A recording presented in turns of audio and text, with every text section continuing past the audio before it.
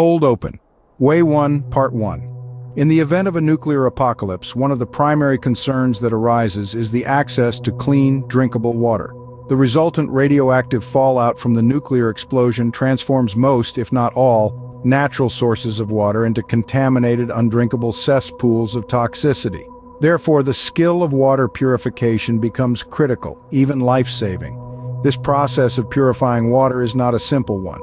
It involves an intricate process of filtering out impurities, boiling to kill germs, and finally using purification tablets to ensure the safety of the water you consume. Way 1, Part 2. Securing a source of water that can be relied upon is as vital as the purification process. This step involves identifying sources of water that are safe and free from radioactive exposure.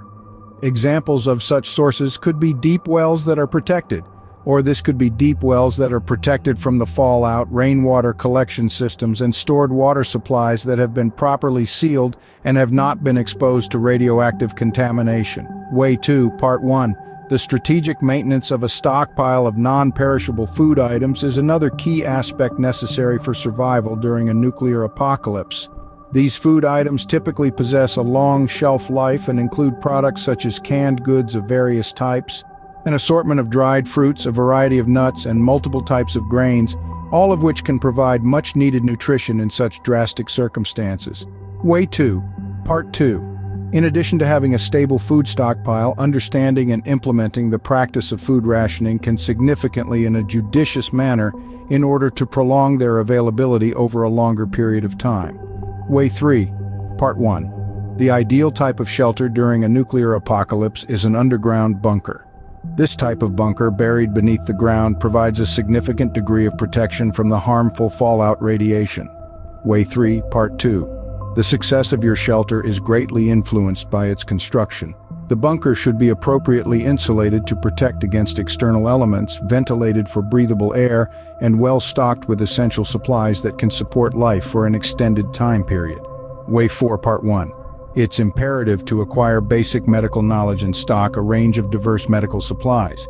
This encompasses understanding how to treat burns, wounds, radiation sickness, and the life-saving skill of administering CPR. Way 4, Part 2. The range of medical supplies should be vast and varied, including essential items like bandages, antiseptics, antibiotics, pain relievers, and medications specifically designed to treat radiation sickness. Way 5, Part 1. A fundamental understanding of nuclear radiation and its effects on the human body can assist in mitigating risks. This knowledge can guide protective measures and inform decisions about when its body can assist in mitigating risks. This knowledge can guide protective measures and inform decisions about when it's safe to venture out of the shelter. Way 5, Part 2. A Geiger counter, a mechanism used to detect radiation, becomes an invaluable tool during a nuclear apocalypse. This device can help determine the safety of surrounding areas, food, water, and other supplies by measuring their radiation levels. Way 6, Part 1. The ability to communicate with the outside world might be the difference between life and death. Developing skills on how to operate and repair radio equipment could help maintain contact with other survivors and receive crucial updates about the situation outside. Way 6, Part 2. Being familiar with Morse code and other nonverbal communication methods is equally important. In situations where radio communication is not possible, these methods can prove invaluable. Way 7, Part 1. Building a community emotional support and significantly increase the chances of survival. Each member can contribute specific skills, share resources, and provide protection, thereby creating a self-sufficient group. Way 7, Part 2. For a community to function harmoniously, it's important to establish rules, delegate responsibilities, and foster trust among members. This can prevent misunderstandings, conflicts, and ensure smooth functioning of the group. Way 8, Part 1. Learning basic survival skills such as fire building, hunting, foraging for food, and navigation is extremely crucial for survival during a nuclear apocalypse. Way 8, Part 2.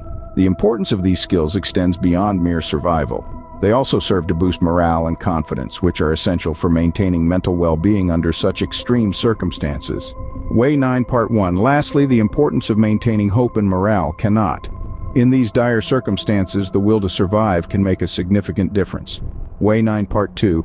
Engaging in activities designed to alleviate stress, Ensuring physical fitness is maintained and nurturing positive thoughts can go a long way in fostering a resilient spirit. In the face of a nuclear apocalypse, resilience can make all the difference between succumbing to despair and survival. Such resilience can be nurtured through an understanding